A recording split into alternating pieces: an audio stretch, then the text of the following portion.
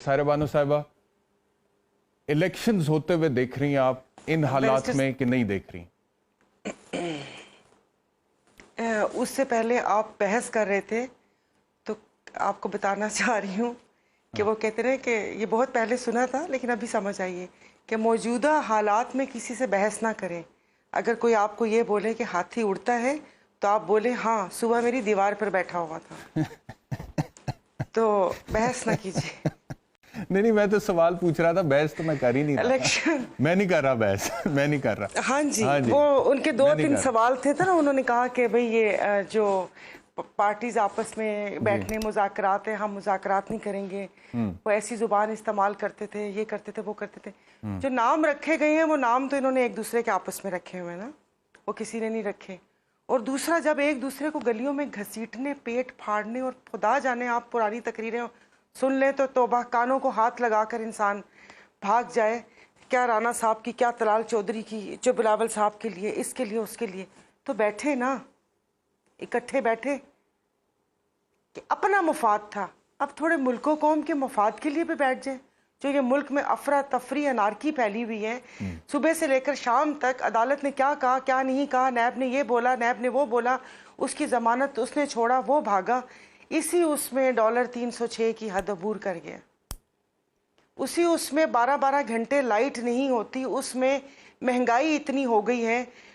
मतलब लोगों की, वो कहते ना कि इस गर्मी में, एक तो वो कहते ना मरे पे 100 दुरे, एक तो गर्मी, ऊपर से लोड शेडिंग, और उस लोड शेडिंग के बाद जो बिल आता है, और उसके बाद जो गैस का, जो अभी इन्होंने मीटर का बिल कर दिया। तो ये सारी चीज़ें खुदा के वास्ते, अगर इनके मिल बैठने से ये सब आवाम को रिलीफ मिलता है, ये सारी चीज़ें होती हैं, तो खुदा का वास्ता है कि सब इकट्ठे बैठ जाएं। बाकी रही इलेक्शन की बात, बहुत पहले कहा था कि भाई इस वक्त ये इलेक्शन होगा या नहीं होगा।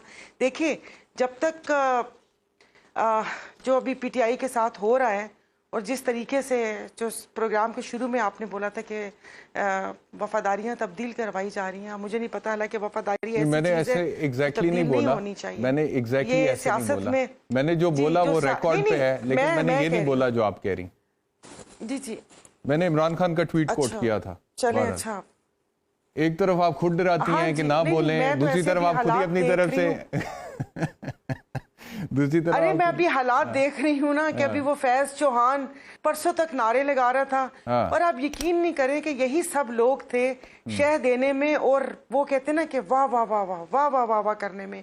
ये चंद दरबारी लोग हैं, अभी दो और भी हैं जिन्होंने पीटीआई को इस नहज तक लेकर आए। मैं तो इत्तेहादी थी, मैं तो उनका हिस्सा थी, तो मुझे पता है कि ये कौन से दरबारी लोग हैं, और इन्होंने इस पार्टी का, ये पार्टी तो आप उससे इत्तेफाक करेंगी जो मैंने अभी वो कोट पढ़ा कि control your anger, if you have angers over others they control you. जी जी, बिल्कुल बिल्कुल जी, बिल्कुल नहीं करनी चाहिए। तो पाकिस्तान तहरीक इंसाफ से गलतियां तो हुई हैं, वो गलतियां तो हुई निकालना, वो तो बिल्कुल भी नहीं निकालना चाहिए। हाँ, जिन्हें गलतियां हुई हैं, जो पता नहीं, अब मैं ये लफ्ज भी बोलूं ना बोलूं, जो आए थे पार्टीज छोड़ के यहाँ तक पहुंचे थे, और जिस किस्म के वो लोग थे, और जो बातें करते होते थे, बस मैं आपको क्या कहूँ कि ये 2019 में मुझे एक वजीर साहब थे, उन्होंने ये पूरी मुझे सिनेरियो मुझे बताया था कि ये होगा। कहता ये सब बच जाएंगे, एक बंदा वादा माफ गवाह बन जाएंगे। अब ये चौहान ने क्या बोला है?